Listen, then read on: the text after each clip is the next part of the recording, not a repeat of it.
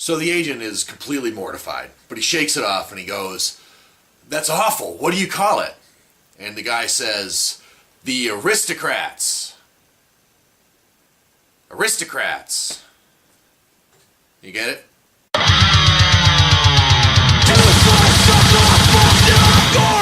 Hey everybody, I'm back this week with another doubleheader review.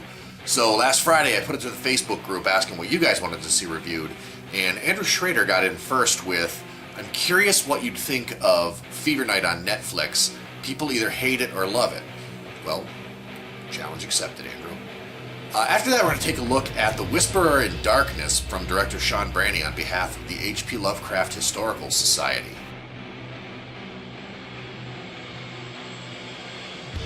Something I discovered about 5 minutes into this movie was that the guy that recommended I check it out has his name all over the credits. Andrew Schrader is actually one of the two directors in the picture, Fever Night, and I sort of felt like I'd been had. I have a confession to make, and that is that I absolutely hate it when directors push their product on me. And it's not that I don't understand. I mean, I realize that when you're making an independent movie on a really small budget, you'll take exposure any way you can get it. But a lot of the stuff that finds its way to my mailbox unsolicited has a tendency to be really, really crappy. But the thing is, this isn't exactly unsolicited. I did ask for this. So I just kind of had to buckle down and get over myself and watch the movie. Fever Night, aka Band of Satanic Outsiders, is about these three weirdos who head off into the middle of fucking nowhere in order to perform some kind of a satanic ritual that's never terribly well defined. But once the festivities are over, it's time to go home, and naturally the car won't start, which is a very popular device in order to make bad things happen in a horror movie. So in the process of trying to get the car started, Terry is injured, leaving Warren and Elliot to go off into the forest seeking help, and they spend most of the movie chasing this light that's off in the distance that never seems to get any closer. That is when shit goes wrong. So let it be known that this movie's setup is really bad. I'm talking first 15 minutes of Sin City bad. Tommy Wiseau bad. Like bad. I was actually ready to shut this one off about 10 minutes into the movie and find something else to watch because I wasn't sure if I was going to be able to make it through what it was giving me. But after it shakes off that setup, it really turns into something special. Fever Night plays out like a collision between the Blair Witch Project and Kenneth Anger's Invocation of My Demon Brother, if that even makes sense. There's a story in there somewhere about Terry, who's the girl who gets hit by the car, and Warren, who seems to have a crush on Terry, and Elliot, who used to date Terry, and he's really kind of bitter about the whole thing. But that all goes away, it sort of dissolves, and it never comes back into play until the very end. Most of the movie is Warren and Elliot kind of chasing after this light off in the distance that they seem to think is help. But after a while it becomes pretty clear that it's not help and they're not getting any closer, and they have to deal with the consequences of toying with dark forces that they don't fully understand.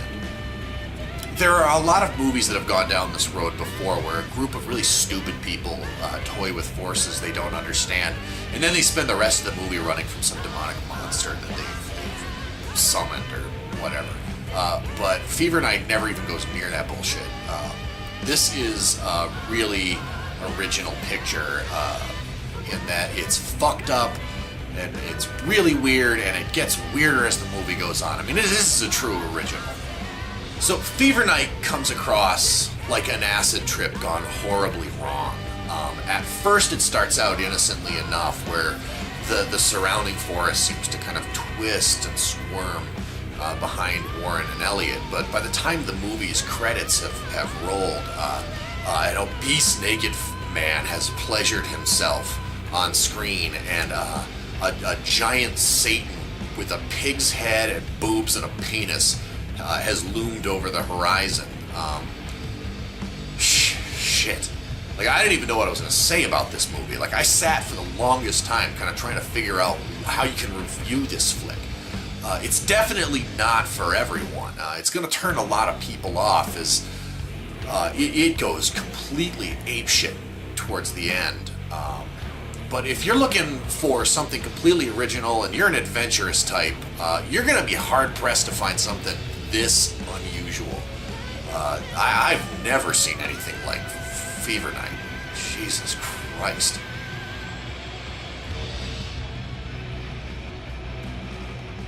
Alright, so next up we have The Whisperer in Darkness, which is based on the short story by the legendary writer of science fiction and horror, H.P. Lovecraft. This one comes to us from director Sean Branney in association with the H.P. Lovecraft Historical Society, who prior to this hit us with the absolutely fucking amazing Silent Call of Cthulhu.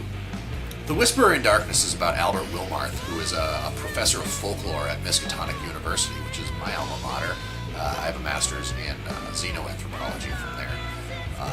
But he is a skeptic scholar who has been in contact with a man named Henry Akeley, who lives in the foothills of Vermont, who keeps sending Wilmarth photos and recordings and like artifacts from the hills, where he claims there's this race of horrible monsters that live in caves out there. Wilmarth, of course, doubts the whole thing.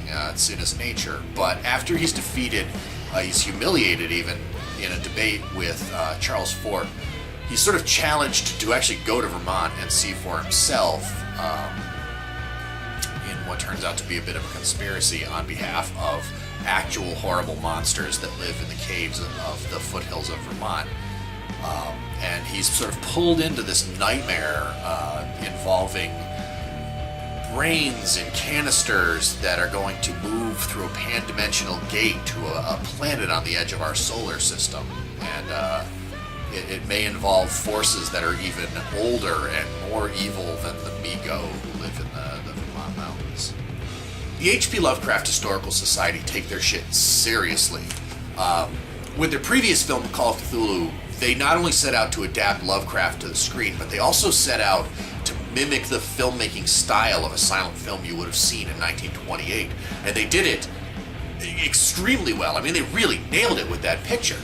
And now with Whisperer in Darkness, they've kind of upped the ante, and they're going for like a talkie you would have seen in the 30s, something like a Universal monster movie, and with a couple of exceptions, they nailed it.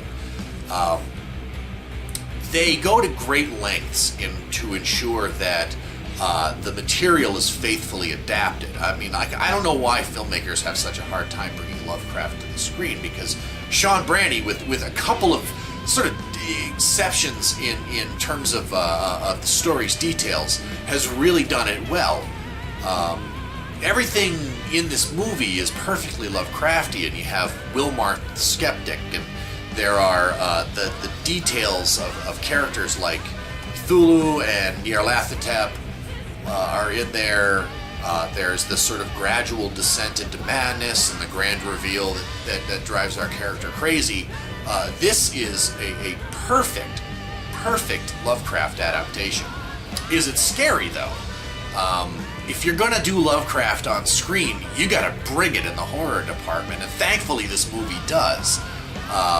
It's scary in the same way that The Mummy is scary. It's a gradual sort of creeping horror that kind of takes its time with you and kind of comes over you slowly.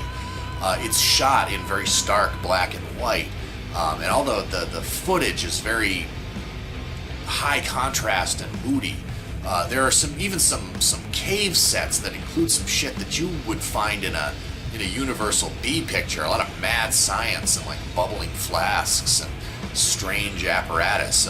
This is a really good looking movie that was going for that sort of 30s aesthetic, and they got it. I mean, even the Mi-Go, the bad guys in the movie, look stunning.